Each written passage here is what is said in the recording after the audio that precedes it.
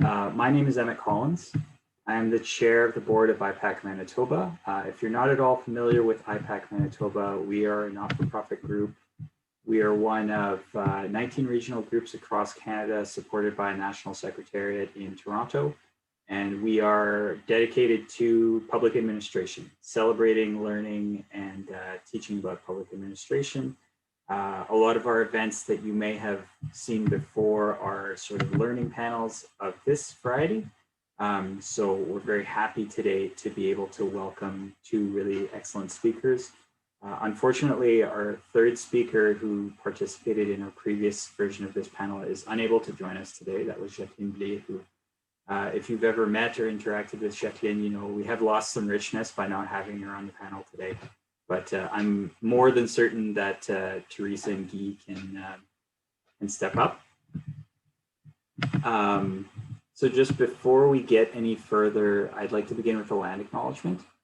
IPAC Manitoba is located on the ancestral lands of the Anishinaabe, Ininiwak, Anishinaabeg, Dakota, and Dene, and on the homeland of the Métis. We acknowledge the distinct histories of the 7 numbered treaties that apply on this land. We recognize that public administration and public policy have been used as tools of colonialism and the harm this has caused Indigenous people. We are committed to promoting public administration in a way that advances reconciliation in a spirit of collaboration with Indigenous people and communities. So just a few housekeeping items, and then we'll be off to the races, as it were, with our speakers. Just a quick reminder that this is the English language session. We did a French language session in mid-March. Great discussion, very insightful thoughts by our speakers. So I'm sure they'll be able to reproduce the experience. We are recording this session and we'll be posting it on YouTube at a later date. Beyond that, that's essentially all I have to say. So we'll go in order, starting with Guy, and then moving on to Teresa, and then we'll have time at the end for questions. I would ask that that people keep their microphones muted, and if you don't, I'll just mute you from behind the scenes. So with that said, I will pass the baton to Guy. Good afternoon, everyone. To celebrate the 40th anniversary of the Francophone Affairs Secretariat. As some of you know, I was the executive director of the Secretariat for 11 years. As a result, it's a subject which is very near and dear to my heart. My presentation is going to be divided into 2 main components. In the first part, I will give an overview of the historical and political context related to language matters in Manitoba. In the second part, I will focus on the developments that took place in the early 2000s while I worked at the Secretariat. First, let us go back to the beginnings of the province. In 1870, Manitoba was established as a constitutionally bilingual province. Main public institutions, such as the legislature and the courts, were to operate in both English and French. Denominational schools were afforded protection, and a dual network of Catholic and Protestant schools were put into place. It was expected that French would be the main language of teaching in Catholic schools. In 1890, barely 20 years after Manitoba joined Confederation, these constitutional guarantees were trampled upon, and Manitoba Francophones started to experience a long period of hardship, ce qu'on appelle en français une période de grande noirceur. For nearly a century, English remained the only official language of the legislature, the courts, and government. In the mid-1970s, a St. Boniface businessman by the name of Georges Forêt decided to challenge a unilingual English parking ticket, and in so doing, he shook Manitoba's legal system to its core. In 1979, he gained a major victory before the Supreme Court of Canada when French was reinstated as one of the 2 official languages of the legislature and the courts in Manitoba. Government officials were caught completely off guard by this decision and quite literally had no inkling of what to do. To deal with this very significant political hot potato, The government of the day established the French Language Services Secretariat and appointed a senior advisor, Roger Jourdain. During the few years that ensued, negotiations took place between the provincial government, the federal government, and the Société Franco-Manitobaine to address the consequences flowing from the Supreme Court's ruling. One of the main concerns was the status of the unilingual English legislation. More specifically, the major question mark was the following. Laws passed in English only since 1890 invalid? And if so, did they need to be translated into French and reenacted in both languages? If the answer was yes on both counts, it meant that a task of gigantic proportion needed to be undertaken. Faced with this difficult situation, the parties brokered a two-pronged deal. On the one hand, only current legislation would need to be translated and reenacted. On the other hand, and in exchange, Manitoba Francophones would be granted the constitutional right to government services in their own language. In 1983, Roland Penner, the NDP's Minister of Justice, introduced a motion in the House for a constitutional amendment along the lines that I just described. This triggered a furor in the House and eventually led to a deep political crisis. Sterling Lyon's Progressive Conservative Party opposed the constitutional amendment ferociously and disgracefully. This overcharged political atmosphere was the cause of unfortunate events. For example, the SFM's headquarters or building was burned to the ground as a result of arson, and Léo Robert, the president of the Société Franco-Manitobaine, and his family received various serious. Let us now move on to 1989. Howard Pawley's NDP government had just been defeated, and Gary Filmon, a centrist, was the brand new progressive conservative premier. In my view, Filmon felt there was a need for the Progressive Conservative Party to redeem itself with francophones and more generally with history. L'histoire avec un H majuscule. As a result, he tabled in the House a document known as the French Language Services Policy. Pursuant to this policy, government departments and agencies were to provide French language services in areas of the province where there are substantial concentrations of francophones. This requirement was neither entrenched in the Constitution nor guaranteed or protected under provincial statute. Quite simply, it could be abolished overnight and was not legally enforceable. It was part of a very incremental approach aimed at finding pragmatic solutions to better recognize francophones. Despite all the best intentions in the world, the implementation of the policy went through a number of hurdles, and progress was achieved at a slow pace. In 1997, things came to a head when Manitoba's new license plate was unveiled. Provincial minister. He was asked by a Radio-Canada journalist why the plate wasn't bilingual. He was completely taken aback by this question and was left speechless. It was a real case of the deer in the headlights. In the wake of this incident, the government decided to commission Judge Richard Chartier of the Provincial Court to conduct a study on how the French language services policy and its implementation could be enhanced. In 1998, Judge Chartier, now Manitoba's Chief Justice, submitted a report entitled Above All Common Sense. He successfully laid out a framework and a set of proposals that were acceptable to both government and the French-speaking community. His recommendations were formally approved by Cabinet during the last few months of the Filmon government. As a result, his report was clearly given the PC's stamp of approval, which would turn out to be a great advantage or benefit in the future. 1999, Gary Doer's NDP government was elected. In terms of its general philosophy, the NDP was prepared to take positive measures in favor of Francophones.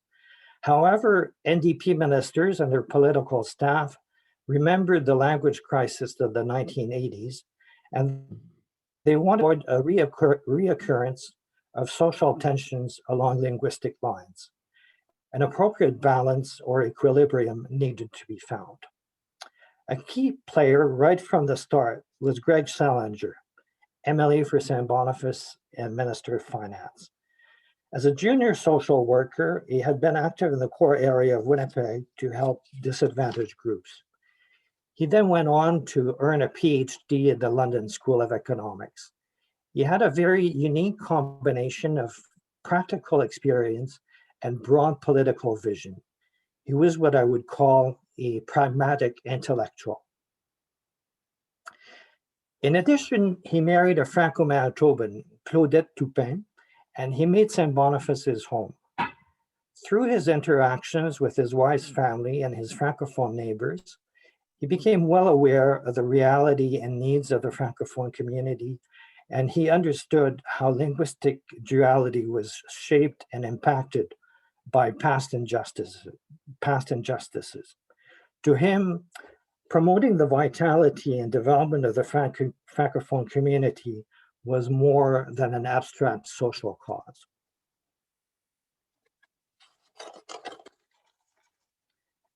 However, within cabinet, he was the only real champion or advocate for the Francophone community. Gary did. Some ministers spoke French with varying degrees of fluency and were sympathetic to the cause. This being said, they were extremely busy and had other political priorities. I'm thinking in particular of individuals such as Dave Chomiak, Gord McIntosh, and Tim Sale. Now that I've covered the historical and political context related to language issues, I would like to spend some time talking about the highlights of the Chartier report and its implementation. The Chartier report actually served as a blueprint or roadmap for government action in the area of French language services for more than a decade. As the report was developed and given approval during Gary Filmon's era, the NDP government could implement its recommendations without fearing any resistance or objections from the official opposition. In effect, there was all-party support for the report and its overall approach. The core recommendation of the report was the establishment of bilingual service centers. The key features of these centers could be summarized as follows. First of all, the bilingual service centers would be located in communities or areas with a high concentration of Francophones. All staff of the bilingual service center and able to serve the public in both English and French. Staff would be encouraged to use French as their internal working language. And lastly, bilingual service centers would be one-stop shops offering a range of federal, provincial, and municipal services. 6 centers were put into place, namely in the following locations: St. Boniface, Saint-Vital, Saint-Pierre-Joly, Saint-Laurent, Notre-Dame-de-Lourdes, and Sainte-Anne. In 2012, the general framework of the bilingual service centers was codified or protected under a provincial statute, which for a number of reasons is not very well known.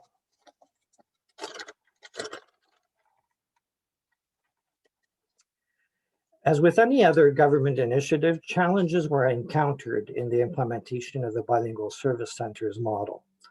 Firstly, the commitment of the federal government was inconsistent and frankly lacking at times. More particularly, Service Canada's presence in the bilingual service centers has often been precarious and unpredictable. Secondly, bilingual service centers essentially provide frontline services. It means that if a French-speaking citizen needs to be referred to a specialist for second stage services, often these will be available only in English. And many Francophones who are very comfortable in English will bypass the bilingual service centers and access specialized services directly. Another important aspect of the Chartier report is related to the health sector. Chief Justice Chartier entertained the possibility of establishing a unified bilingual regional health authority, which would serve all designated bilingual areas in the province. A valuable precedent in this regard was the Division Scolaire Franco-Manitobaine, which administers French schools on a province-wide basis. At the end of the day, he concluded that this model was ill-suited for the health sector and lacked sufficient support from stakeholders. He opted for an alternative approach, calling for the designation of bilingual and francophone healthcare facilities based on the Gauthier report released back in 1990. The last recommendation I would like to touch upon has to do with court services. Chief Justice Chartier recommended that a fully bilingual circuit court, including judges, crown attorneys, legal aid duty counsel, clerks, sheriffs, etc., be established within the provincial court. This court was to be based in St. Boniface and serve designated areas throughout the province. This recommendation has been implemented very partially. It is, so to speak, the orphan of the Chartier report. Unfortunately, there has always been pushback by government officials who are bound and determined to centralize court services at the Law Courts building on York Avenue. I would now like to discuss a change of direction that occurred in the early 2000s.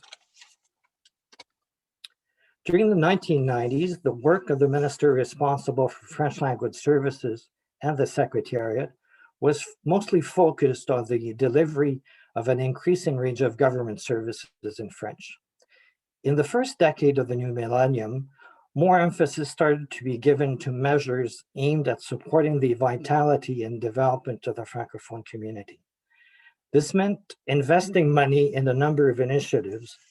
However, there was no centralized pool of financial resources for this purpose. As a result, the funding of initiatives was often done on the fly and created recrimination with government officials. By way of illustration, I would like to mention two sectors where there were major developments. The first one being education and early childhood, and the second one being immigration. So, education and early childhood. A number of French schools were built, often in remote communities. A few examples are l'École des Hauts-Rémiards in Saint-Vital, l'École Jourdain in Laurier, and l'École Aurel-Lemoine in Saint-Laurent. In addition, a policy was established requiring all new school buildings to include a daycare center. So this allowed the establishment of a significant number of Francophone daycare centers. Early childhood centers, les centres de la petite enfance, were also funded by the province, although minimally. The Collège Universitaire de Saint-Boniface was formally recognized as a full-fledged university. And lastly, a new funding formula was established for French schools, recognizing the additional or differential costs associated with education in a minority setting. The second sector I want to talk about is immigration. In 2001, the membership of the Société Franco-Manitobaine adopted a visionary strategic plan to increase the scope of the traditional French-speaking community. The strategic plan is known in French as Agrandir l'espace francophone. One of the main pillars of the plan was immigration. The government of Manitoba fully understood the message and was one of the first provincial governments outside Quebec to take serious action in the area of Francophone immigration. In particular, it set an ambitious target of 7% for Francophone immigration. It also provided financial support to a brand new organization called L'Accueil Francophone.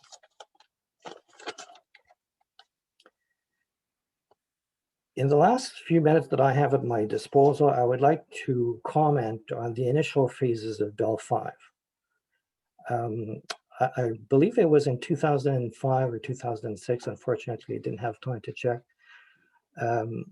It was, as I just said, in 2005 or 2006 that the membership of the SFM adopted a resolution during the annual general meeting calling on the provincial government to pass provincial legislation to protect French language services. I'm not privy to the information I'm going to be conveying to you in the next few minutes. This is based on conjecture on my part, and I would be open to being corrected by anyone who has more information than I do. But my general impression, based on my conversations with Minister Salinger, who then became Premier, is that there was no support for this type of legislation within the NDP caucus. They remember the language crisis of the 1980s, and they had been burnt by this crisis, and they didn't want to go through it again. So given the situation, Premier Salinger had to articulate different approach, a middle of the road approach. He eventually landed on the model which is articulated in Bill 5. And the two main features of Bill 5 are the following. First of all, it gives statutory protection to many aspects of the French language services policy. For example, the mandate of the minister, the mandate of the Francophone Affairs Secretariat. And in addition, it establishes a framework to foster continued progress in the area of Francophone affairs in the future. Voilà. So in just a few minutes, I have covered a lot of history. I thank you very much for your attention, and I look forward to answering your questions after Teresa's presentation. Donc, Teresa, je te cède la parole.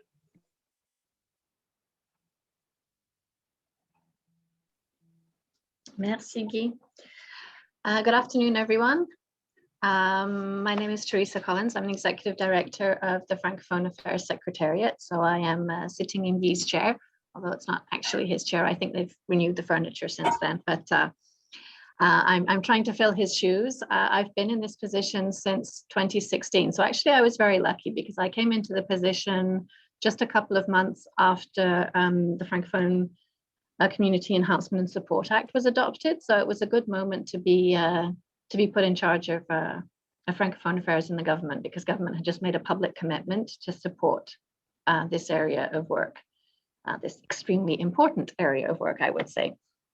So Guy has talked a little bit about the Act. So I'll just probably reiterate a little bit more, because really it is the basis, it's the foundation of the Secretariat's work now, and has been since it was adopted unanimously in June 2016. I always think it's actually quite telling. It's Bill 5, i.e. it was the 5th bill that was presented by the new Pallister government after coming into power. So I like to think it's because the government realized the importance of passing this legislation. It was one of the first things that they did. So I might just be kidding myself, but we'll go with that. We'll go with it. This is an important element for government.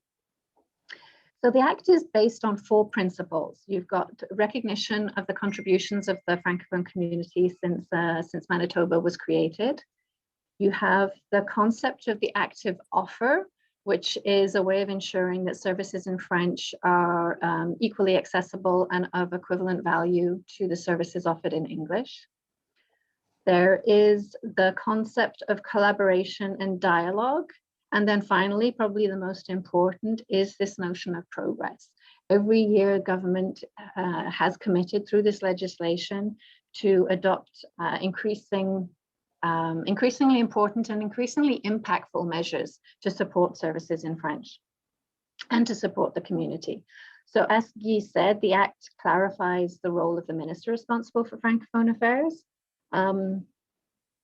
So in other words, the minister is to advocate that the policies, programs, and services of government take into account the needs of the Francophone community. The minister is to encourage the efforts of public bodies in supporting and assisting the development of Manitoba's Francophonie. In many ways, that's what makes Manitoba's legislation different from legislation that you will find in other jurisdictions. So in Ontario, for example, in Yukon, in New Brunswick, they have legislation which is specifically concerned with services in French, and that's even in the title. It'll be the Act, French Language Services Act. In Manitoba, perhaps again, for the reasons of caution that Guy mentioned with regards to the consequences of the language crisis of the 1980s, a different model was adopted. But again, because I'm an eternal optimist, I choose to see the silver lining in this. We actually have a hybrid model whereby we're not just looking at services in French, we're also looking at support of the community.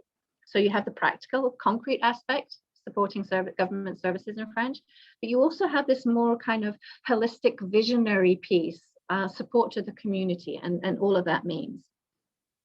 And for me personally, one of the most important pieces, elements in the legislation is the fact that it redefines what it means to be a Francophone. So you may be able to guess by my accent, I'm actually not Canadian, I'm actually British. And we all know British people don't speak French. Well, actually, some of us do. And I am now considered, under the law of Manitoba, a Francophone, because a Francophone, under this new, very, very broad and inclusive definition, is not just people whose first language is French, but also people who have a special affinity for French and use it on a regular basis in their daily lives. While I work in French most of the time, and I live in French most of the time too, I am, as they say, un francophone de choix, not from birth, but from choice. And this broader definition, I think, is really key. And I would like to think that I'm giving this presentation here in English. It's probably to a lot of people who are interested in French, and you're probably mainly not traditional Francophones. So I think it's really important to note this recognition, especially in Manitoba, where we have such a huge number of children going through the immersion system. They're not born into French, but they learn French. They choose to learn French. They will quite possibly go on to be working in French too when they get onto the job market. Those people are part of our Francophonie, and I think we need to recognize that. Also, immigrants, we have a lot of newcomers whose first language is neither English nor French. They might have an African language, they might have an Arabic language, they might have an Asian language, but a lot of times French will be their second or third or fourth language. They are also Francophones, because at the end of the day, apart from in Canada, which has a really, really restrictive dictionary definition of Francophone, Francophone basically means someone who speaks French. And I think that that's a real key to the success of the work that the Secretariat is doing now, because when I'm talking to Francophones, I'm not just talking to people who were born in St. Boniface and whose parents were French and who can go back to, you know, the 1700s and find French ancestry. I'm talking to anyone who speaks French and anyone who has an appreciation for the bilingualism of Canada as a country.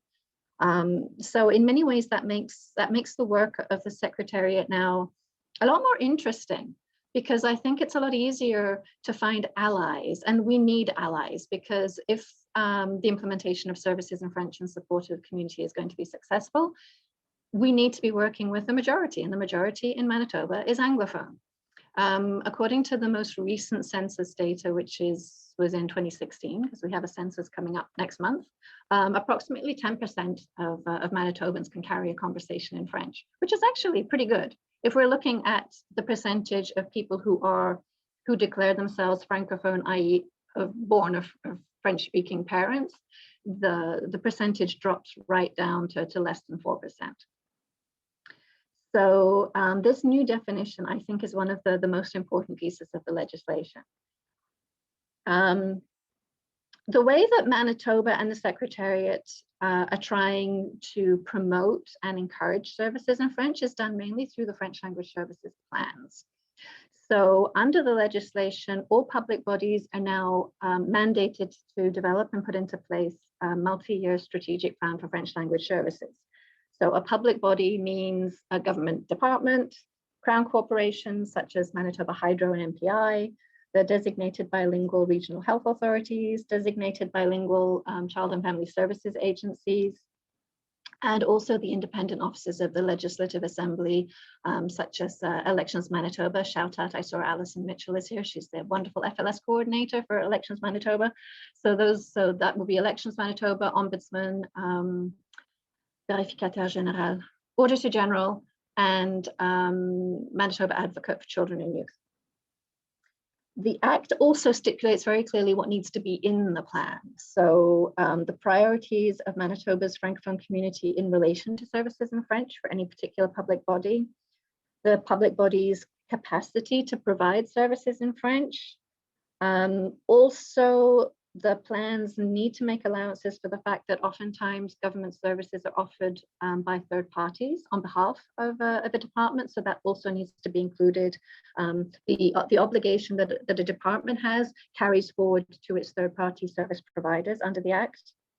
And also similarly for administrative tribunals, which may fall under a public body. So that would be things like the Residential Tenancies Commission, for example. The plans have to be approved and signed by the Deputy Minister, where it's a departmental plan, or by the CEO for a Crown organization plan. And again, I think that that's really important because it's ensuring that we have commitment at the highest level of a public body to French language services. And at the end of the day, we all know, regardless if we're talking about French language services or any program or service implementation, policy implementation, if we don't have buy-in at every level, it's not going to work.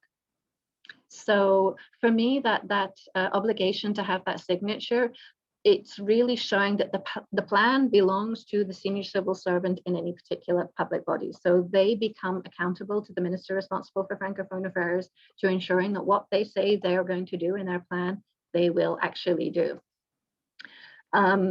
That's also, more generally speaking, I think a tendency within this government, particularly with the recent work, not just of David McLaughlin, but also of the previous Clerk of Executive Council, the idea of an all-of-government approach to program and policy implementation.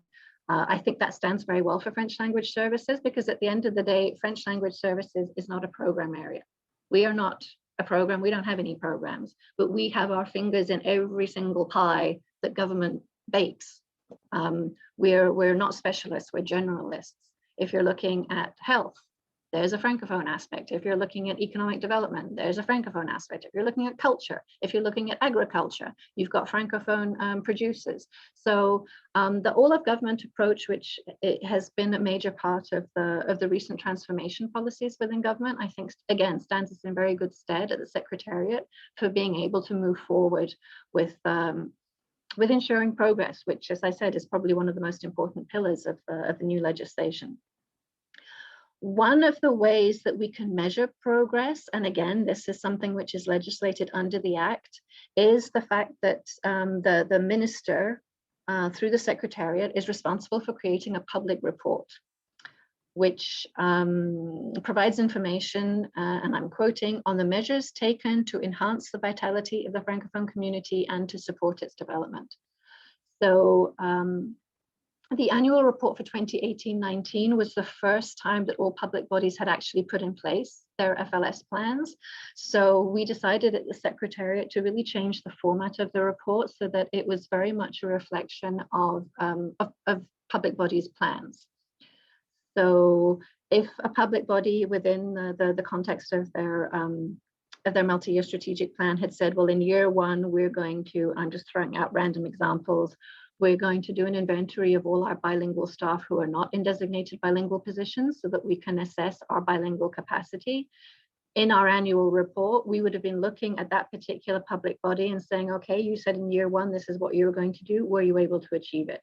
So it's a far more concrete way of measuring progress because we're measuring the outputs that the public body committed to promoting or encouraging within its its plan. The annual report, we kind of divided up really into 3 sections. So we have the delivery of services based on the concept of the active offer. We have a section on bilingual capacity and human resource issues, generally speaking. And then the 3rd section is consultation and collaboration with the community. The annual reports contain information about some best practices where a public body has done particularly well in implementing a particular area of their plan. So we would like to think that these practices could be inspirational for other public bodies. And we also provide a number of recommendations, which are all obviously approved by the minister. And these recommendations aim to facilitate meeting objectives for public bodies. Probably the most important area, I would say, of our work is really is bilingual capacity, because if we don't have staff to support the delivery of services, we're not really going to get very far. Designated bilingual positions are important. So these are often frontline positions of staff who have direct contact with a public, including Francophone clients. But I think more important than that is just having an awareness throughout government, especially for people who are not in a designated position, but who may speak French. And it's not just about providing services, frontline services. It's also about having an awareness of the context of French language services in Manitoba. And Guy provided a squished up view of 100 years plus of 150 years. I guess we just had our anniversary of the French fact in Manitoba. But we need to have as many people as possible who are aware of the fact and who can take into consideration and who can apply that Francophone lens, regardless of the work they're doing. So you might be a policy analyst and you might think, well, I'm not offering services to the Francophone community, but you kind of are, because you're developing policy that's going to affect a public, and within that public, you've got people who speak French. So in an ideal world, you need to be able to think about that and say, okay, well, if we're going to be offering a brand new service, and again, I'm just going to make up a random example, we're going to be moving our program delivery services online, which is quite feasible. That's happening quite a lot these days, especially post-pandemic. Well, you need to be making sure that when your department is buying a platform that it's going to be using for its online services, that platform actually has a bilingual capacity. Because, for example, a few years ago, there were significant changes made to the way that departmental websites were being supported.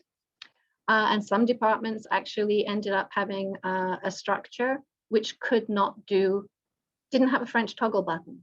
So all of the information that they had in French was no longer available to the public. And that's kind of a big deal, but it's just simply because no one thought about it. No one thought, oh, if we're going to be moving to online services, are we going to be able to ensure that we can still have services in French? Things like, for the longest time, MPI's system didn't recognize accents. So people who were trying to submit their names, so to get a driver's license, and they had an accent on their name, they were getting some really weird kind of odd character because the system did not recognize accents. I mean, I'm going back years, but these are just things which are very, very simple. And if someone thought about it beforehand, then we can avoid a whole lot of pain further down the line, because it's really, really difficult to shoehorn French language services into a program or a service after it's been created in English. The best way to go about it is just to think right at the front end, okay, we're offering this new service, this new program, we're changing our service delivery model, whatever it is we're doing, how are we going to be able to ensure that we can do it in English and in French? And all that to say that everyone who has an awareness within government, even if they think they're not delivering frontline services, therefore they don't need to say, well, I speak French, because what's the point of telling anyone I speak French? I'm in ADM and no one needs to know that. Well, it's a way of building a corporate bilingual capacity and an understanding of why it's so important that we offer services in French, and this is the way that we do it.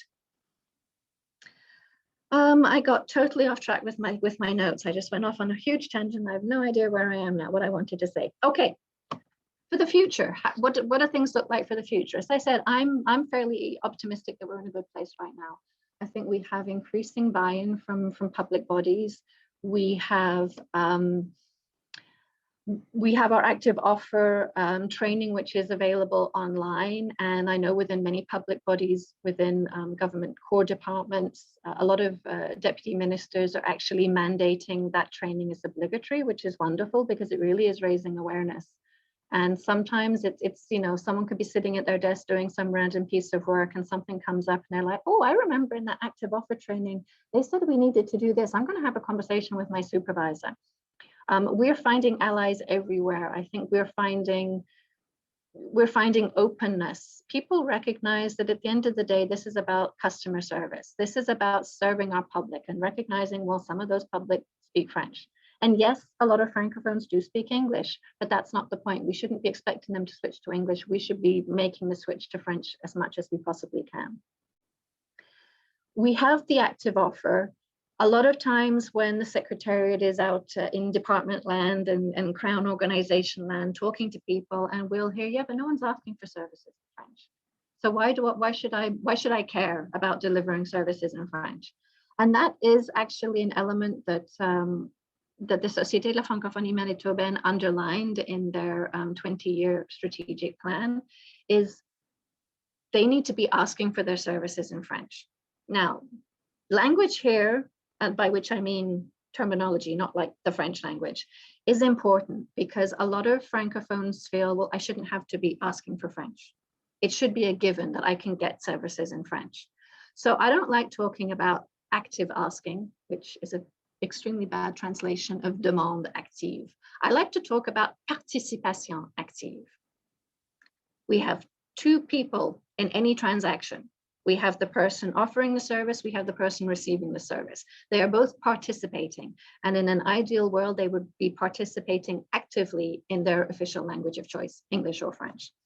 So I think for the future, that's something that we need to be perhaps cognizant of as a government, of raising awareness among the community that as a government, we have certain obligations set out by this legislation to be providing services in French, but the services in French will only have value and we can only create additional buy-in on the behalf of government if those services are being actively used by the community.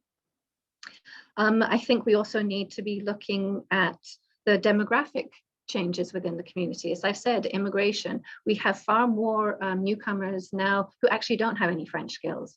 So the old argument, well, everyone understands English eventually. No, they don't, especially in situations of stress. And we've seen that during the COVID pandemic. People have been very stressed, and in times of stress, you tend to revert to your original language.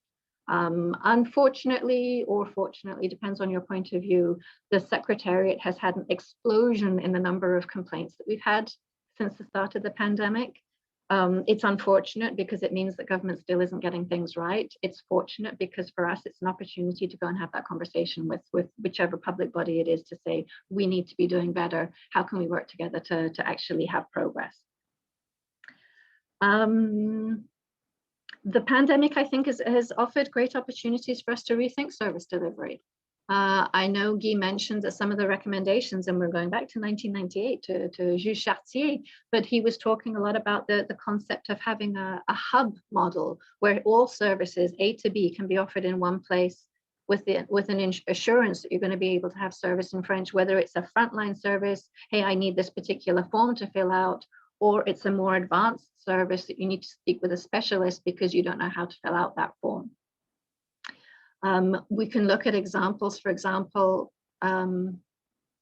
MPI has a couple of its service centers which are designated bilingual and in which all services, whether it's you've been in an accident, so it's getting your car examined, you'll have assessments, you'll have claims adjusters, you'll have whatever you need in the process of having had a car crash or whatever, but you can get all of that services in French at one place and you're guaranteed to be able to get it.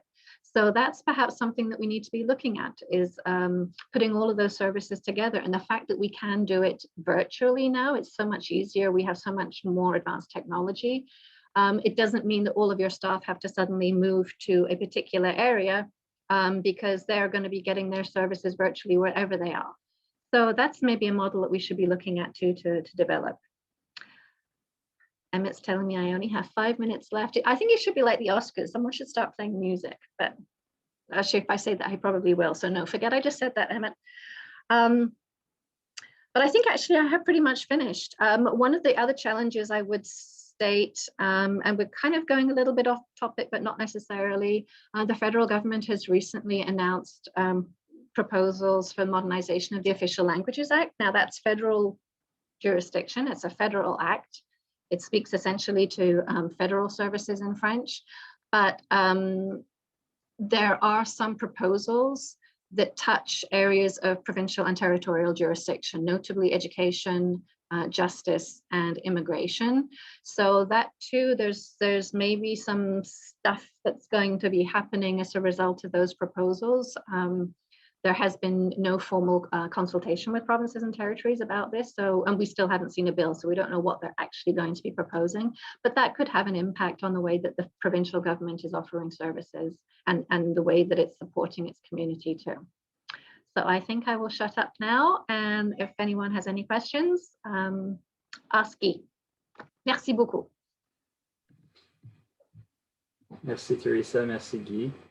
So I will invite anyone who has any questions to please put them in the chat, and we'll read them to our panelists. But maybe I can jump in before there's any and ask both of you.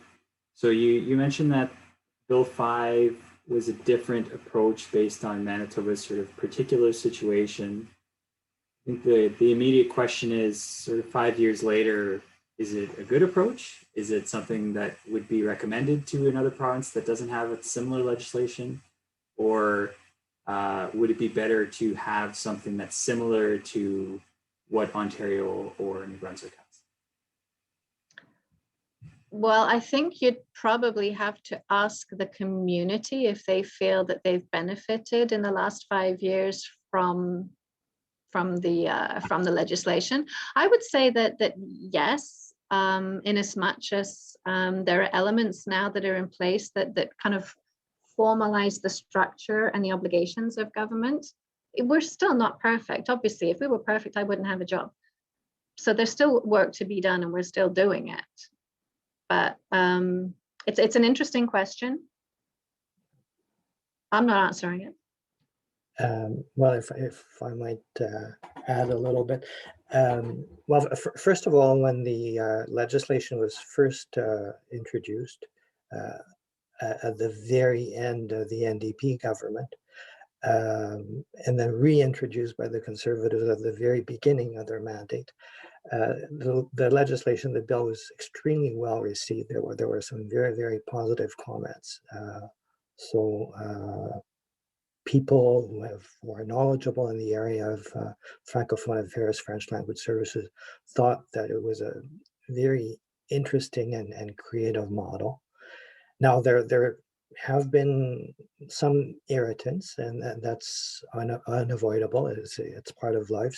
C'est la vie, comme on dit en français.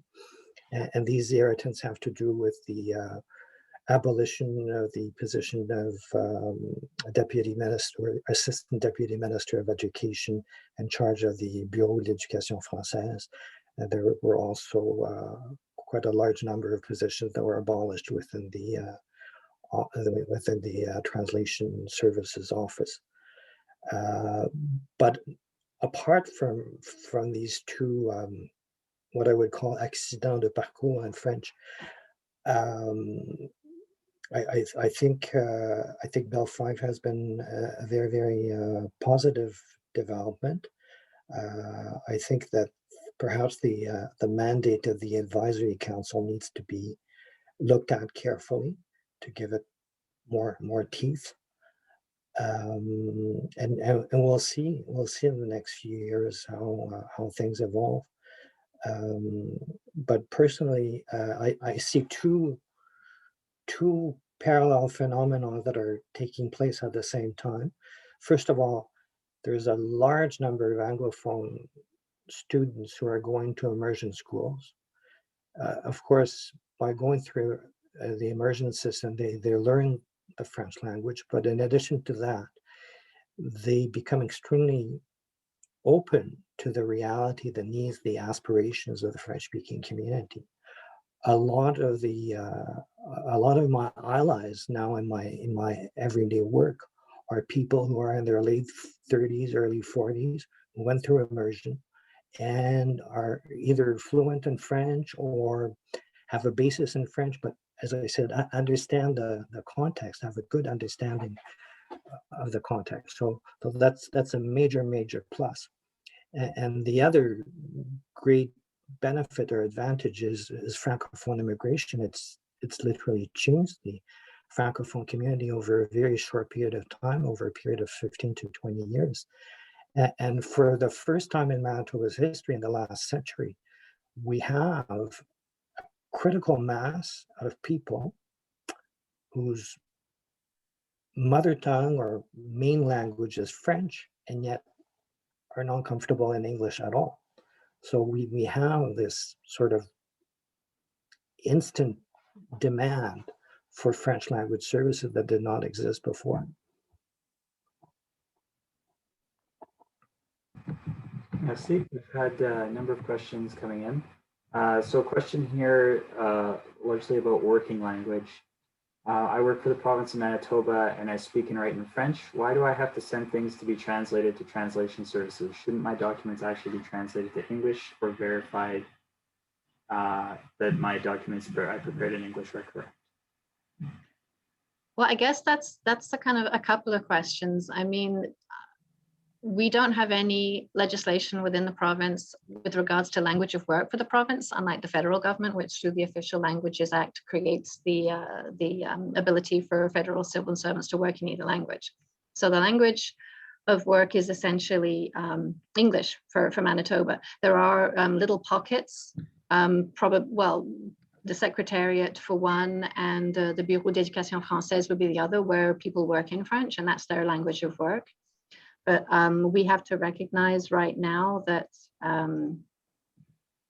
if we want to be understood by all levels of government, by all employees within government, we need to be writing in English. So that's kind of half of the question. The other side of it, though, is the Secretariat, we encourage Francophones to be writing in French where it's not a document that's going to be available for public distribution. Just the same way as if you're writing something in English, it should be going through CSM because they have standards guides, and they have rules and regulations about how you should be presenting your information in English. The same also goes for French, and that's what Translation Services does.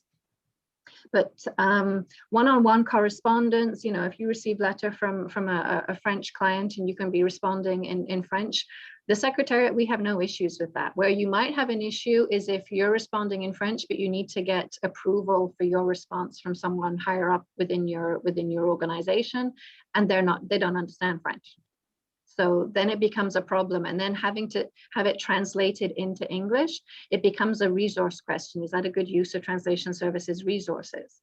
I know personally, I will often, just because I know not everyone's going to understand French, when I'm writing correspondence, I'll always write it in both languages, just in case someone wants to look and see what I'm saying, you know, in case they think I'm embarrassing the government or planning all kinds of stuff, promising things which I cannot deliver on. So it's not ideal, but until such a time, and I don't think that is necessarily ever going to arrive, that Manitoba has a policy with regards to the language of work, I think that's just going to be how things go forward. Thank you, Teresa. Question here for Guy, although I know both of you will have a lot to say on this, and I'll remind you we have 5 minutes left. You mentioned services that were offered to certain communities. Are those services offered across the province now? So question about designated bilingual regions. Yeah, as I mentioned during my presentation, the French language services policy of 1989 is based on the concept of designated bilingual areas. And this hasn't changed with Bill 5. The emphasis is still on designated bilingual areas, but it doesn't stop government from offering some of its centralized services throughout the province.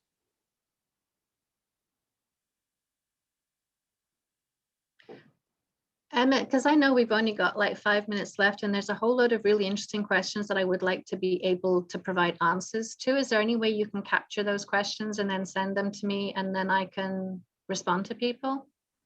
Absolutely, yeah. Because I could talk really fast, but I don't think I'm going to be able to answer all of them in the next 4 minutes. Yeah, if any questions we don't get to, we'll follow up with after the fact and send out some responses that way. But just to speak to the idea of designated regions, actually the FLS policy was updated in 2017. And although the designated regions are still important, there was also a slight change to the wording that services should actually be offered everywhere where as possible, especially in designated regions. But because we recognize that Francophones live absolutely everywhere and they work absolutely everywhere, the notion of a designated region is not quite as pertinent as it was, especially because those designated regions were created based on census material from 1970 something, 8. Yeah. Things have changed since then. You mentioned French is an official language of the courts and the legislature. What about other areas? Isn't French an official language of the province of Manitoba? Is English the only official language stated in legislation? Now, we are not a fully bilingual province. The only bilingual province in the country is New Brunswick. Yeah, it depends on the way you look at it. Legally speaking. In terms of the operation of the legislature and the courts, Manitoba is fully bilingual. But when it comes to government services, there are no constitutional guarantees. So Manitoba isn't constitutionally bilingual from that point of view. And as Teresa just mentioned, New Brunswick is the only province in Canada that is fully bilingual from all 3 points of view, the legislature, the courts, and government services. Maybe one final question here. And there's a question here from Matsundriga, but we can connect you offline. You mentioned other provinces. Is there collaboration with them on French language services? Is there another service in another province that you were looking to in the future? I represent Manitoba on the Intergovernmental Network for the Canadian Francophonie. So that's representatives of every province, territory, and also the federal government with responsibility for Francophone affairs or French language services. And we are trying, I'm actually chair of the Services in French Committee for that organization. And we are looking very much at shared best practices, possibility of collaboration. At the moment, we're looking at very specific areas, language training being one of them. How can we develop more targeted language training, which is specific to a government context? But rather than, for example, Manitoba spending all of this money developing stuff, or maybe we can be working with Saskatchewan and Alberta, and the 3 provinces together, we can be pooling our resources and creating something that would then be available for civil servants in those 3 provinces, for example. So we are looking to increase collaboration on the basis if someone else has already invented the wheel. I'm not going to start doing that now either. All right. Time for maybe one more question here.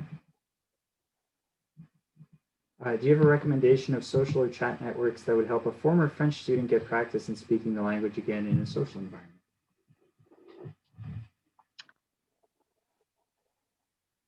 No, but I'll think about it and I'll get back to you. I think obviously that's the best way to learn a language is the immersion. I mean, the ideal way is to get yourself a partner in that language who refuses to speak English to you, and then you're going to learn French very, very quickly. Alcohol also is often social lubricant, and it's a linguistic lubricant as well, because you might actually not be speaking French, but you think you are, so your confidence level goes up. But I will think about that because there are networks that exist. And I actually have a suggestion for employees is that I work in the Department of Families, and for a while we had it stopped because of the pandemic, but we're looking at restarting it. It was just an informal, every 2 weeks lunchtime chat. And I think virtually actually presents a lot of opportunities for people to meet, even if they're in different parts of the provinces or work in different buildings. So yeah, a lot of times it's people creating their own networks, creating their own resources. Okay, well, we are at time, so I want to thank Teresa and Guy very much. And thank you all for participating. And a reminder again that this will be posted on YouTube probably within a couple of weeks. And we're going to take any unanswered questions from the chat and get responses to those as well. Thank you again and have a good afternoon. Merci beaucoup tout le monde. Merci.